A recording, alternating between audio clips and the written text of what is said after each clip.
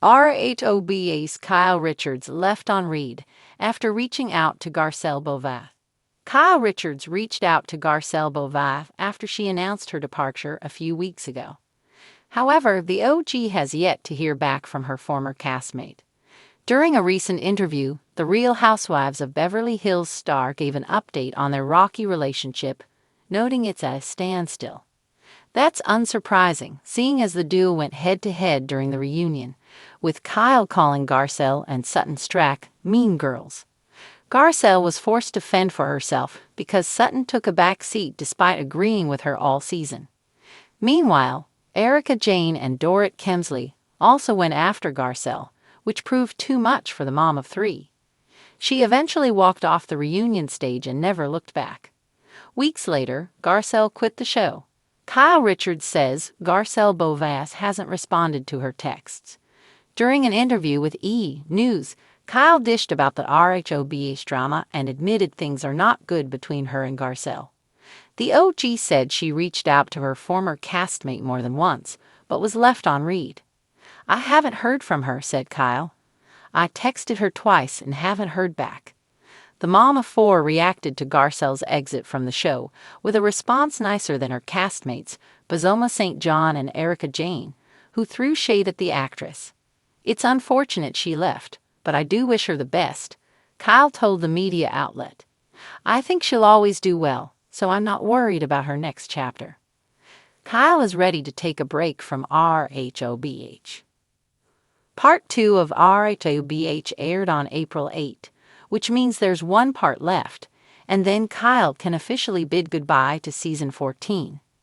The OG is ready to put RHOBH in the rearview mirror, at least for now, and she's already focused on her new project. The brunette beauty, who landed a role on the CW's Wild Card, went to the E! studio with her two co-stars to promote the series. Filming the show has been a distraction for the 56-year-old and a welcome change from the reality TV drama. During her chat with host Billy Bush, Kyle admitted she's ready to press pause on the Bravo show. "I just want a break," she exclaimed during the April 7 interview. "We have 2 more episodes, one more reunion tomorrow, and then another one next week." Kyle is not saying goodbye to RHOBH for good, although she briefly quit the show while filming the current season. Despite the conflicts among her castmates and everything else that comes with being on the franchise, Kyle admitted it's hard to walk away. "It's like the mafia. What can I tell you?" she said laughingly. "It's hard to get out." Kyle Richards sat on her plush white sofa, freshly spritzed with Le Labo and clad in a cream cashmere robe that cost more than most people's rent. Her manicured finger hovered over her iPhone, her heart fluttering just a little too fast for someone who was allegedly totally unbothered. The group chat had been quiet since the reunion.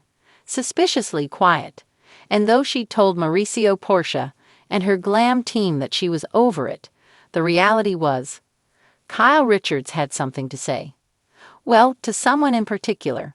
She opened her messages, scrolled past Lisa Rinna's last cryptic selfie captioned, "Let the haters eat cake," past Dorit's unsolicited photo dump of channel belt buckles, and landed on her, Garcelle. There it was.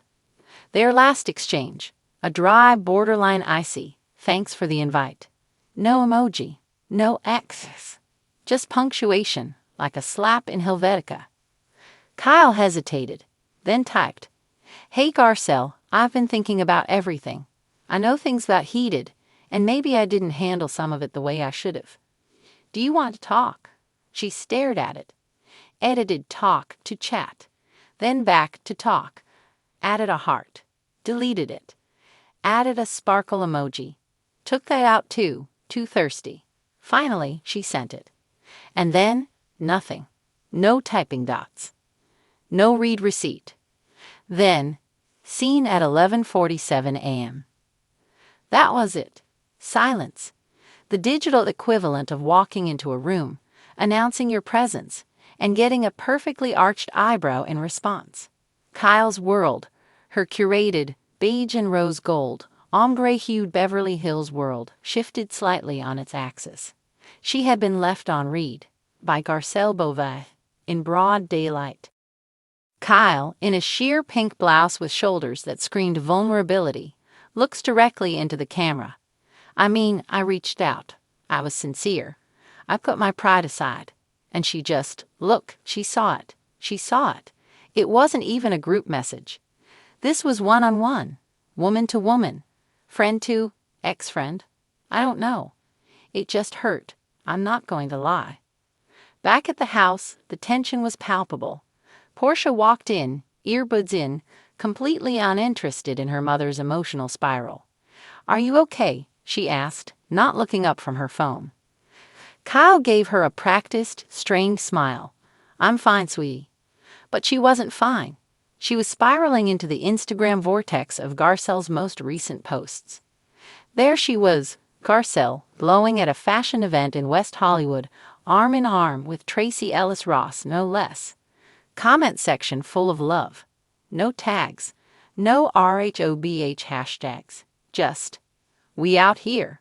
Hashtag joy first. Joy first. Kyle scoffed softly. "Joy first. Text later," she muttered, clutching her Stanley cup like a lifeline. Meanwhile, in Garcelle's world, Garcelle saw the message. Of course she did. She was getting a pedicure, sipping cucumber water, and reflecting on the particular peace that comes with knowing your boundaries. She had no ill will. She had no energy for performative apologies wrapped in emojis. She wasn't angry. She was simply done performing. Garcelle believed in energy.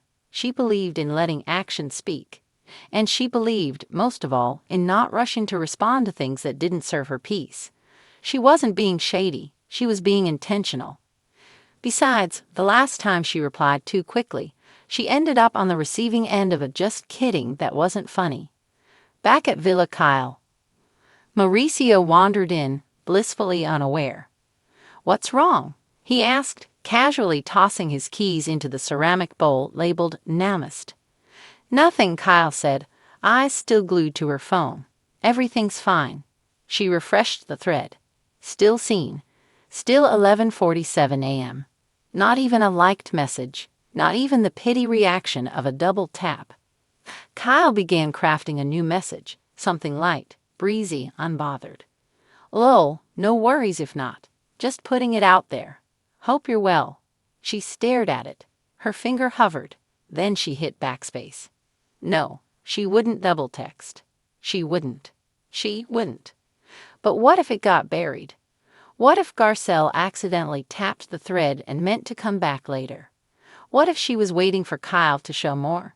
Or worse, what if she'd screenshot it? What if Sutton had already seen it? Suddenly, the walls felt closer, the silence louder.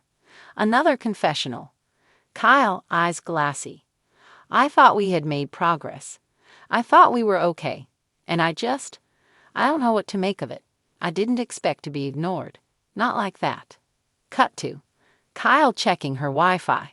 Cut to Kyle Googling how to turn off read receipts without turning off Soul. Elsewhere, the group chat lights up. Rinna. "OMG, who else is filming Garcelle today?" Erica. "Not me, lol. Heard she's doing solo scenes. Hashtag main character energy." Sutton. "She's earned it." Kyle sees it, feels it, and suddenly she isn't just left on read, she's left behind. Final confessional. Kyle, composed but pained. Being left on read isn't just about a text. It's about what the silence says. And sometimes it says, "We're not friends anymore." The camera zooms in on her phone one last time. Message. Still there. Still. Seen at 11:47 a.m. The screen fades to black. Next time on Our Caves Do We. Lisa's chakra cleansing goes rogue. Sutton accuses Erica of manifesting chaos, and Garcelle finally breaks her silence. But Kyle? Kyle's still waiting for a text that may never come. And honestly, that's the real drama.